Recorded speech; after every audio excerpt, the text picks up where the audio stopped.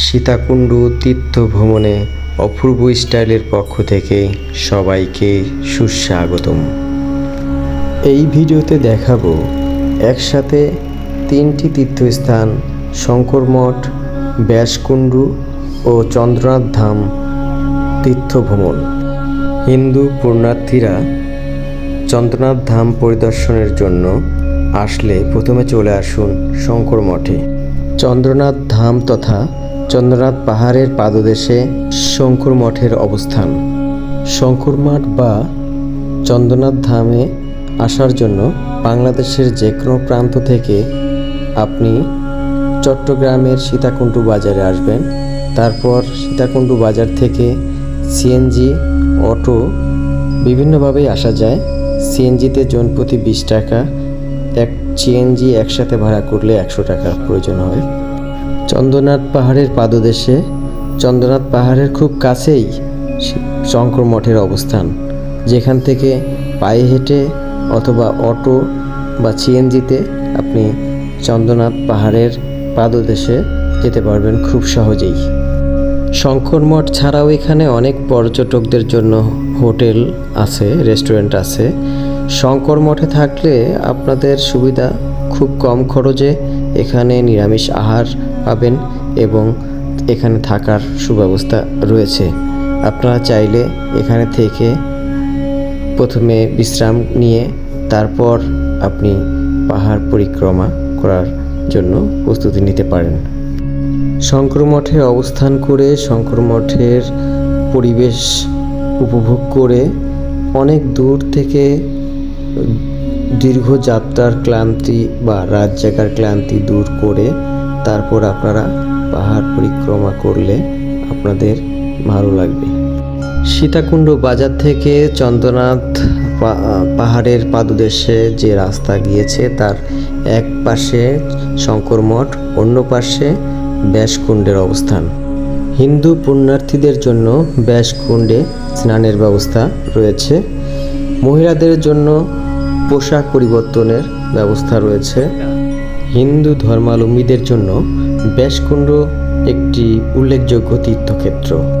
বহু দূর দূরান্ত থেকে হিন্দুরা এখানে এসে উপস্থিত হন এবং স্নান সেরে তাদের পূজা পাঠ দেন। এতে তাদের মঙ্গল কামনা হয় এবং মনস্কামনা পূর্ণ হয়। শাস্ত্রে উল্লেখ রয়েছে ব্যাসকুণ্ডে স্নান করলে পুণ্যার্থীদের পুণ্য লাভ হয়। এছাড়া যারা চন্দ্রনাথ ধাম পরিক্রমা করতে চান তারা এখানে স্নান করে শুদ্ধ বস্ত্র ধারণ করে তারপর এখান থেকে চন্দ্রনাথ ধাম পরিক্রমার উদ্দেশ্যে রওনা হন। কুণ্ডের চারপাশে সিঁড়ি করা আছে। পুণ্যতিথিতে এখানে অনেক পুণ্যার্থীর আগমন ঘটে। যত ভোরে আসবেন তত ফাঁকা পাবেন। আস্তে আস্তে বেলা বাড়ার সাথে সাথে এখানে দর্শনার্থী এবং পুণ্যার্থীদের ভিড় বেশি হয়। কোনো কোনো পুণ্যার্থী স্নান সেরে এখানে কুণ্ডের পাড়ে পূজা দান করেন। বাইরেই পূজার সমস্ত সামগ্রী পাওয়া যায়, উপকরণ পাওয়া যায়, যেখান থেকে কিনে সব উপকরণ দিয়ে এখানে পুরোহিত থাকে, আপনি চাইলে পূজা দিতে পারেন। কুণ্ডের পাশে রাস্তার ধার দিয়ে ফুল থেকে শুরু করে দুধ, ফল ফলালি সব কিছুই কিনতে পাওয়া যায়, যা কিনে এখানেও পূজা দান করে অনেকেই। আবার চন্দ্রনাথ ধামের জন্য এখান থেকে সব রকম উপকরণ সংগ্রহ করে নিয়ে যান। এরপর এখানে লাঠি কিনতে পাবেন বা লাঠি ভাড়া পাবেন। লাঠি নিয়ে পাহাড়ে ওঠার জন্য প্রস্তুতি নেবেন। লাঠি না হলেও চলবে, কিন্তু আপনার কষ্ট হতে পারে, তাই লাঠি নিয়ে নেওয়াই ভালো। লাঠি সংগ্রহ করে পাহাড় পরিক্রমা শুরু করবেন।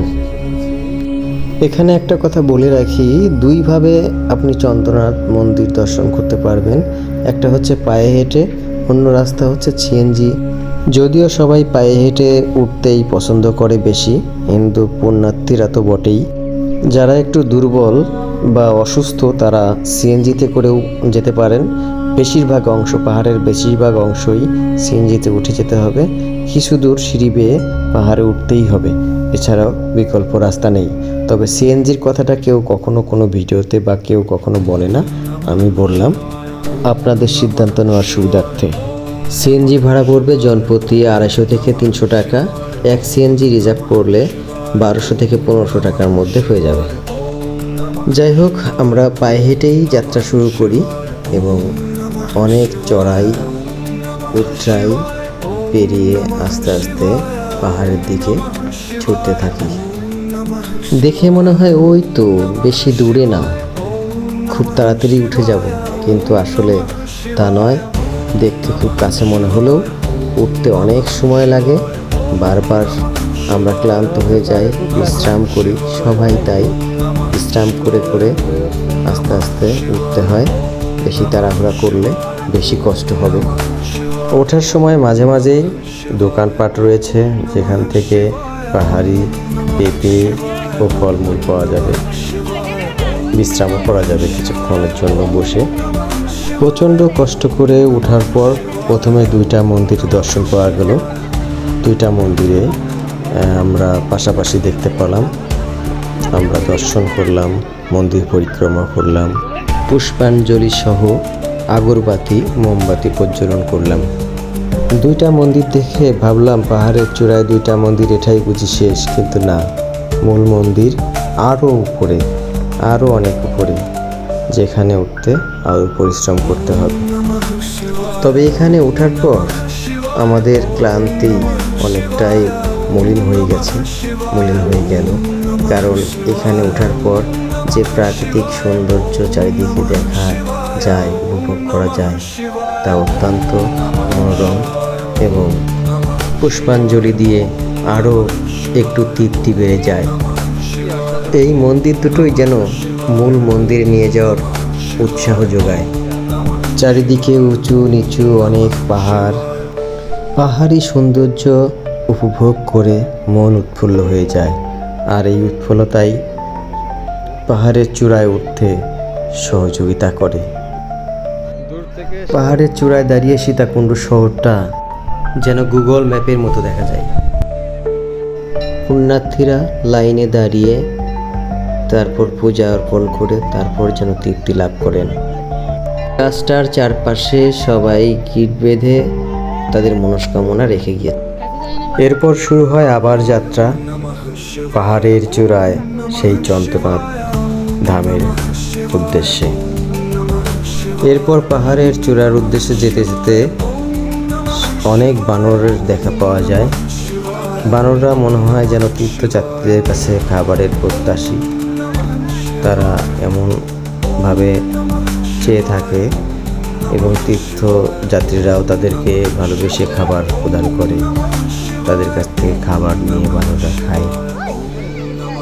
এবারে ওঠার সিঁড়িগুলো বা পাহাড়ে ওঠার যে রাস্তা অত্যন্ত ঢালু খাড়া রাস্তা, এটা খুব সতর্ক করে উঠতে হয়, না হলে খুব রিস্কি হয়ে যায়। মানুষ স্লিপ করে পড়ে যাওয়ার উপক্রম হয়ে যেতে পারে। খুব সাবধানে উঠতে হয় এই রাস্তাটুকু। আমরা খুব কাছে চলে এসেছি চন্দ্রনাথের। প্রিয় দর্শক, এখনই দেখতে পাবো সেই অবশেষে পাওয়া গেল সেই চূড়া চন্দ্রনাথ।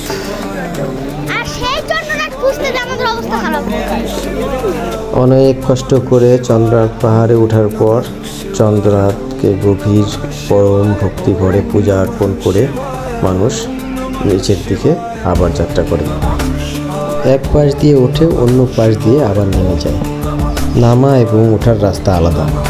কেউ চাইলে পায়ে হেঁটেও যেতে পারে, আবার কেউ চাইলে কিছু দূর নামার পরে সিএনজিতে করেও নেমে যেতে পারে।